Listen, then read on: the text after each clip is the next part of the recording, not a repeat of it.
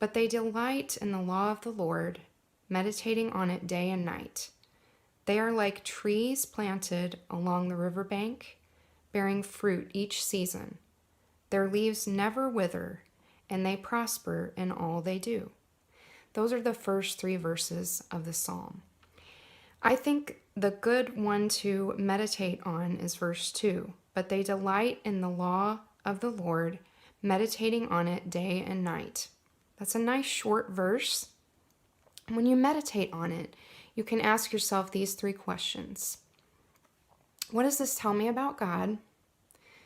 What does this tell me about how God wants me to live my life? And does this verse tell me about how to relate to others? So when I look at this verse, I repeat it several times, and I like to put emphasis on different phrases to get more out of it.